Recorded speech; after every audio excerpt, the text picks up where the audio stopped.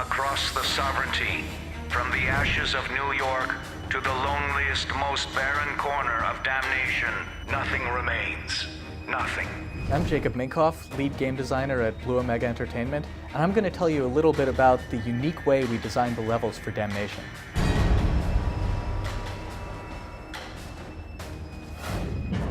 In Damnation, we have these levels that are absolutely massive, have huge vertical height, and are much more organic and multi-layered than levels you would typically see in a shooter. Traditionally, level design is often done on graph paper. You simply do top-down views of the player path through it.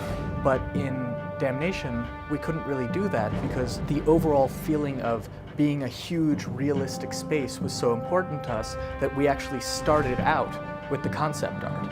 When we started the development of Damnation, we didn't realize just how much verticality was going to be needed. In the example of our first design for Boomtown, it was a very small area. We thought that, 6 stories would be huge.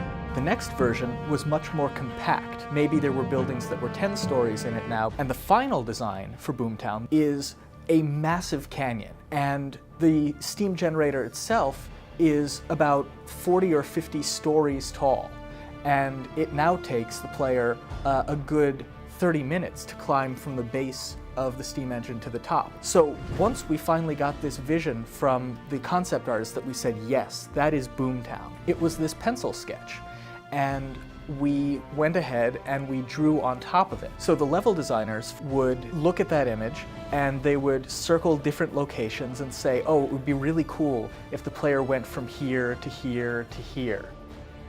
In the case of the mines in Boomtown, the mines were designed as this huge cavern with a spire going up the center of it, and all sorts of different buildings built into the cavern walls along the side of the mines. The level designers went ahead and drew paths on top of it, and they said, okay, well, there are all these cool elements in this image. Let's look at that and say, it would be really cool if the player had to climb into this building and had to get onto the rooftop.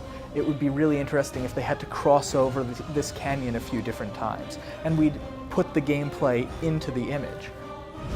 I think that we really succeeded in our goal of bringing these epic artistic visuals to a much more mainstream shooter.